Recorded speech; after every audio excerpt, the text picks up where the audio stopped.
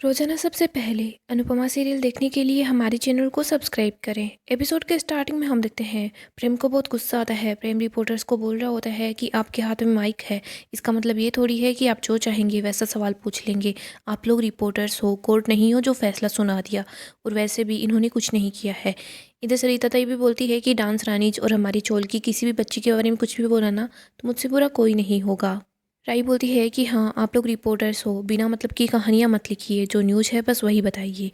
इधर रजनी भी बोल रही होती है कि आप यहाँ पर मेरे बेटे की शादी कवर करने के लिए आए थे ना, तो आप बस वही काम कीजिए। मैं अनुपमा को और इस चोल वाले लोगों को अच्छे से जानती हूँ, ये लोग ऐसा काम नहीं कर सकते। अगर यहाँ कुछ ऐसा होता तो मैं अपने बेटे की शादी इस चोल में नहीं करवाती। और वैसे भी मैं अनुपमा को बहुत अच्छे से जानती हूँ, ना ही किसी के साथ गलत करती है और ना ही ये कुछ गलत होने देती है। चोल के लोग हैं ना, वो अपना काम करके अपना पेट पालते हैं। कोई लड़की अगर एक्ट्रेस बनना चाहती है, इसका मतलब ये नहीं है कि वो कैरेक्टरलेस है। शब्द होते हैं ना, वो तलवार से गहरे जख्म देते हैं। आपकी एक हेडलाइन की वजह से किसी की ज़िंदगी बर्बाद हो सकती है। आप लोगों के पास बोलने का हक है, लेकिन आप लोग अपनी इस आज़ादी का गलत फ़ायदा मत उठाइए। रजनी अनु को बोलती है कि अनु चल, मैं तेरे साथ पुलिस स्टेशन चलती हूँ। भारती बोलती है कि हाँ अनुताई जाइए ना, जस्सी और ईशू को यहाँ पर लेकर आइए, बाद में ही मेरी शादी होगी। वरुण भी बोलता है हाँ मम्मी आप भी जाओ, ईशानी और जस्सी को पूरे रिस्पेक्ट के साथ वापस लेकर आओ। पाकी बोलती है मम्मी मैं आपके साथ चलती हूँ। राही पाकी को रोकती है और बोलती है कि नहीं मम्मी को जाने दो, आप मत जाओ। प्रेम बोलता है कि मैं चलता हूँ। रजनी बोलती है कि नहीं हम दोनों चले जाएंगे। वो दोनों वहाँ से चली जाती है। आगे हम मोटिबा को देखते हैं। मोटिबा न्यूज ही देख रही होती है। पराग भी पास ही बैठा होता है। पराग परेशान होता है। मोटिबा पराग को बोलती है कि पराग तू भी शादी की पिक्चर्स देख रहा था ना, वैसे मुझे तुझ पर खुद से ज़्यादा भरोसा है, लेकिन है ना मुझे ऐसा लग रहा है कि तू कुछ छुपा रहा है। पराग को कहती की बात याद आती है। मोटिबा बोलती है अगर तेरे दिमाग में कुछ चल रहा है तो मुझे बता दे, अगर कहीं और से किसी और से पता चला ना तो मुझे बहुत बुरा लगेगा। पराग मोटिबा को बताने वाला होता है, तभी यहाँ पर गौतम आ जाता है जो काफ़ी ज़्यादा खुश होता है। वो मोटिबा और पराग दोनों को मिठाई खिलाता है। मोटिबा बोलती है कि किस खुशी की मिठाई है। गौतम बताता है कि बिल्डर का कॉल आया था। बिल्डर ने बताया है कि अनुपमा जी ने एनओसी पर सिग्नेचर करवा लिए हैं और अब हम लोग रीडेवलपमेंट का काम शुरू कर सकते हैं। मोटिबा और पराग सभी लोग काफ़ी ज़्यादा खुश हो जाते हैं। ख्याति भी आती है और उन लोगों को कॉन्ग्रेचुलेशन बोलती है। मोटिबा बोलती है कि अब ये काम स्टार्ट हो जाएगा ना तो हम भंडारा करवाएंगे और हाँ 21 ब्राह्मणों को भोजन करवाएंगे, हम श्रीनाथ की पूजा करेंगे। इधर गौतम बोल रहा होता है कि एक बार बस रजनी जी के बेटे की शादी हो जाए, इसके बाद हम लोग है ना मुंबई जाएंगे और वहाँ काम स्टार्ट कर देंगे।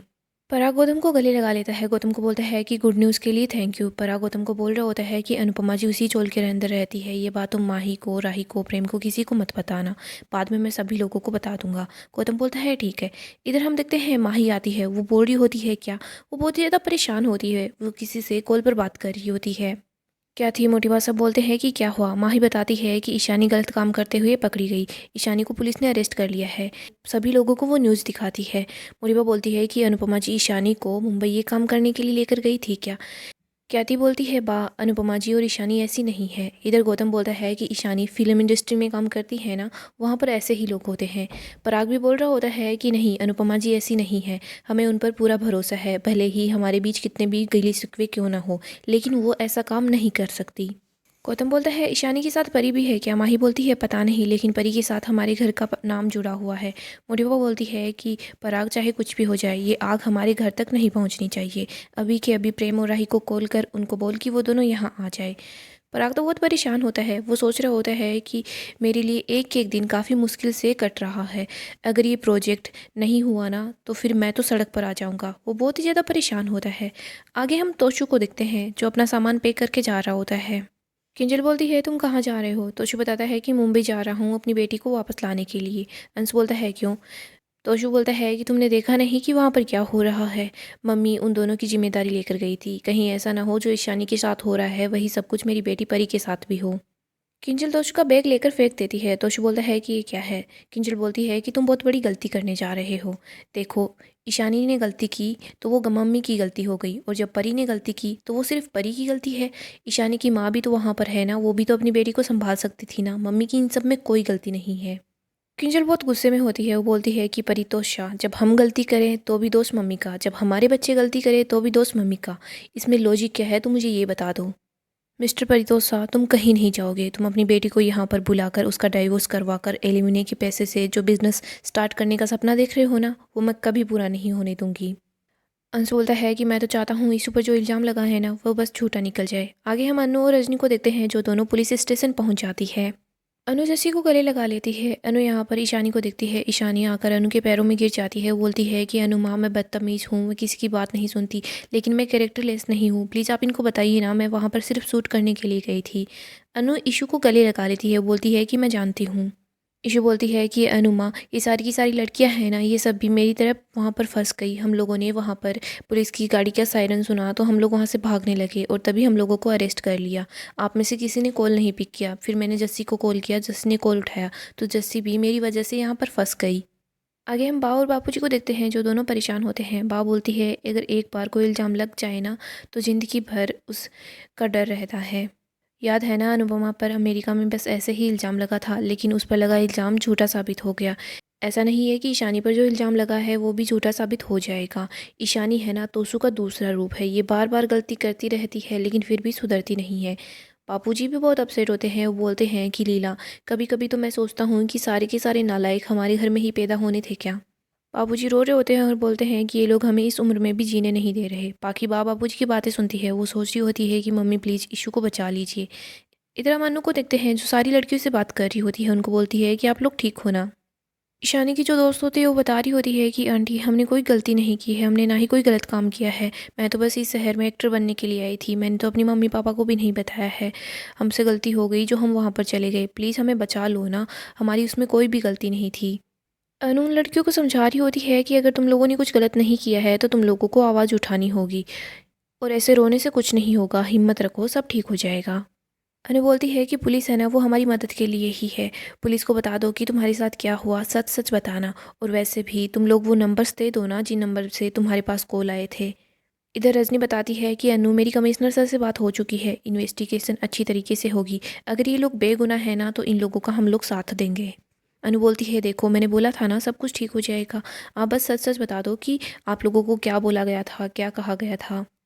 अनु बोलती है कि हमें हमारी ज़िंदगी ऐसे मोड़ पर लाकर खड़ी कर देती है, जहाँ पर एक मुश्किल रास्ता होता है, एक आसान रास्ता होता है। लोग आसान रास्ता चुनते हैं ताकि उससे ज़्यादा पैसे मिल जाए, लेकिन आसान रास्ते पर चलने की वजह से हमारी इज्जत भी तो दांव पर लगती है। कोई ये क्यों नहीं समझ सकता कि हम लोग पैसे तो कभी भी कमा सकते हैं। आगे हम राही को देखते हैं। वो भी परेशान हो रही होती है। वो सोच रही होती है कि मम्मी जल्दी से ईशानी और जस्सी को यहाँ वापस ले आओ ना। राही बहुत परेशान होती है तो प्रेरणा उसके पास आती है, उसके लिए नींबू पानी लेकर आती है। वो बोलती है कि इसे वो सेंटा बहन गई है ना, वो सब कुछ ठीक कर देगी। राही बोलती है कि हाँ, रजनी मासी भी तो साथ में ही है। प्रेरणा बोलती है कि गलत लोगों पर बिल्कुल भी भरोसा मत करो। देखो, दुनिया में 3 तरह के लोग होते हैं। एक तो लोग जो सेंटा बहन जैसे होते हैं, जो अपने से पहले दूसरों के बारे में सोचते हैं। दूसरे हमारे जैसे लोग, जो हम दूसरों से पहले अपने के बारे में सोचते हैं। और तीसरे इंसान होते हैं रजनी देसाई जैसे लोग, जो सिर्फ अपने बारे में सोचते हैं। प्रेम वहाँ आता है। प्रेरणा बोलती है कि प्रेम, ये काफ़ी ज़्यादा घबरा रही है, इसे तुम्हारी ज़रूरत है। प्रेरणा वहाँ से चली जाती है। इधर प्रेम बोलता है कि राही, सब ठीक हो जाएगा। तभी प्रेम के पास जसी का मैसेज आता है। वो बता रही होती है कि रजनी आंटी ने सब कुछ सोल्व कर दिया है। राही ये सुनकर बहुत खुश हो जाती है। वो बोलती है कि अगर ऐसा कुछ नहीं होता ना, तो शायद ईशानी की ज़िंदगी बर्बाद हो जाती। प्रेम राही को गले लगा लेता है और बोल रहा होता है कि मैं खुश हूँ कि तुम भी समझ रही हो कि वो थोड़ी बहुत तो अच्छी है। राही बोलती है, प्रेम, भले ही मैं उन पर भरोसा नहीं कर पा रही, लेकिन उनकी अच्छाई को इग्नोर नहीं कर सकती।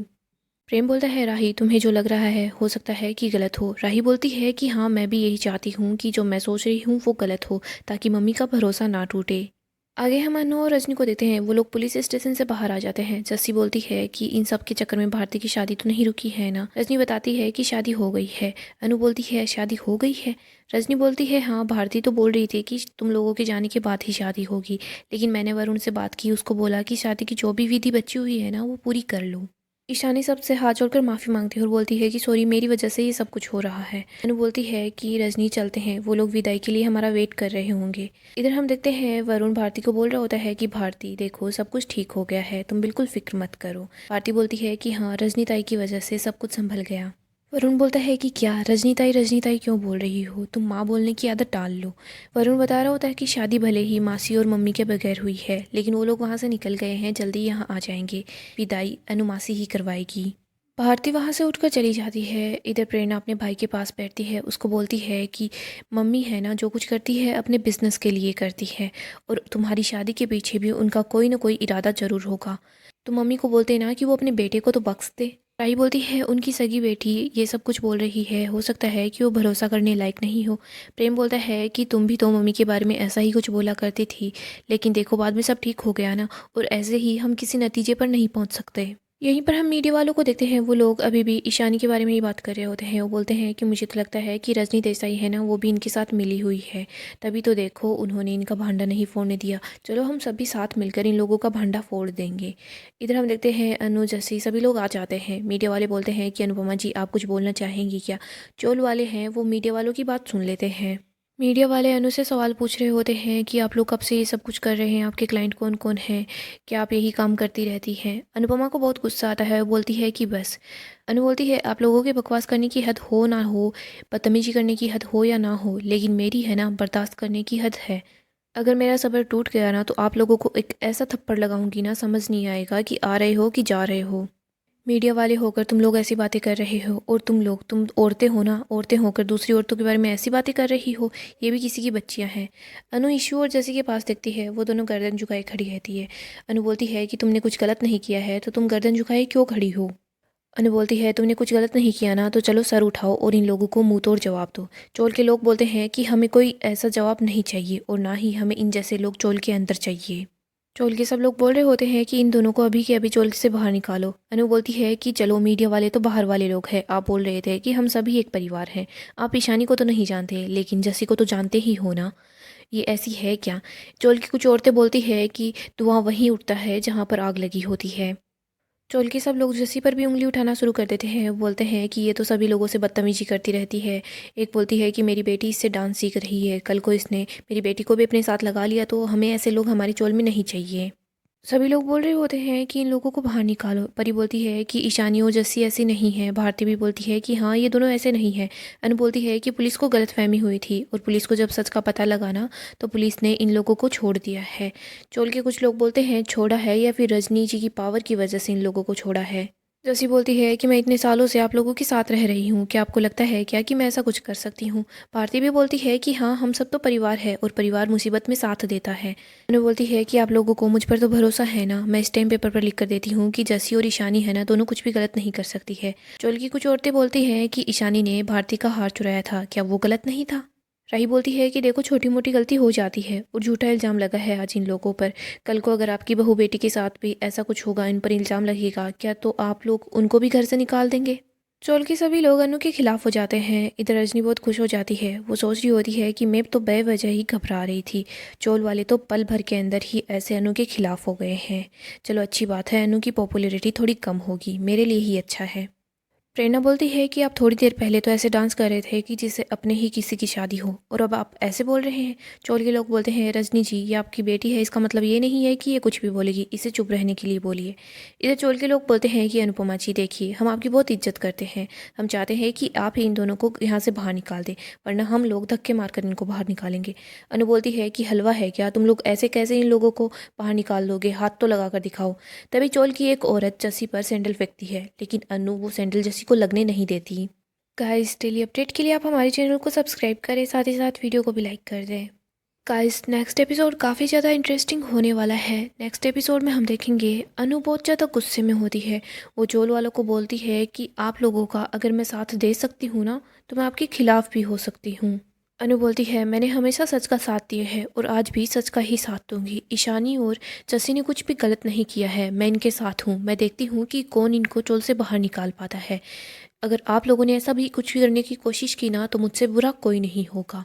अनु बहुत ज़्यादा गुस्से में होती है। इधर रजनी तो काफ़ी खुश हो रही होती है, वो सोच रही होती है कि चलो अच्छी बात है, ये अनु है ना चोल वालों के खिलाफ हो गई है। अब चोल वालों को बस ऐसा ही लगेगा कि अनुपमा ने जानबूझकर इन लोगों के साथ धोखा किया है, मेरा तो कहीं नाम भी नहीं आएगा। रजनी यही सोचकर काफ़ी ज़्यादा खुश हो जाती है। इधर राही प्रेम सभी लोग मिलकर चोल वालों को समझाने की कोशिश करते हैं, लेकिन चोल वाले किसी की कोई भी बात नहीं सुनते। अनु बोलती है कि तुम सभी लोग चुप रहो, मैं ही इन लोगों को समझाऊंगी। अनु सब चोल वालों को बोलती है कि आज तो ये सब कुछ ईशानी और जस्सी के साथ हुआ है, मैं तो इनके साथ हूँ, लेकिन कल को अगर आपके घर की बहू बेटी भी के साथ ऐसा कुछ होगा तो उनका साथ कौन देगा? आप लोग ही उन पर उंगलियां उठाएंगे। आपके घर से बाहर निकलते ही अगर कोई किसी की बात बनाना शुरू कर दे तो हम दुनिया का मुंह बंद नहीं कर सकते। वो लोग बस बात बनाने का काम ही करते हैं। और हाँ, दुनिया में सबसे आसान काम यही होता है कि आप लोग औरत पर उंगली उठा दो। औरत पर उंगली उठाने जैसा आसान काम दुनिया में कोई नहीं होता है। अनुपमा की बातें रिपोर्टर्स और चोल वालों के मुंह को बंद कर देती है। सभी लोग सर झुकाकर खड़े रह जाते हैं। इधर अनु जस्सी और ईशु को बोलती है कि तुम दोनों अपनी गर्दन नीचे मत रखो। तुम लोग सर उठाकर इन लोगों की आंखों में आंखें डालकर देखो। इन लोगों को बताओ कि तुमने कुछ भी गलत नहीं किया है। तुम लोग ना सर झुकाओगी और ना ही अपने कदम पीछे रखोगी। अन्यू जस्सी और ईशु को गले लगा लेती है। वो बोलती है कि तुम लोगों का कोई साथ दे ना दे, लेकिन मैं तुम दोनों के साथ हूँ। मुझे पता है तुम में से कोई भी गलत नहीं है और ना ही तुम लोगों ने ऐसा कुछ किया है। तुम लोगों पर बस एक झूठा इल्ज़ाम लगा था और वो इल्ज़ाम अब दूर हो चुका है। तुम लोगों को डरने की, घबराने की बिल्कुल भी ज़रूरत नहीं है। अनु ईशानी और जस्सी दोनों को बोलती है कि तुम फिक्र मत करो, हर जगह मैं तुम्हारे साथ हूँ। सो दोस्तों, नेक्स्ट एपिसोड धमाकेदार होगा। चोल वालों को यही लगेगा कि अनुपमा है ना, वो उनके साथ धोखा कर देगी। सो अपकमिंग अपडेट के लिए आप हमारे चैनल को सब्सक्राइब करें, साथ ही साथ वीडियो को लाइक भी कर दें।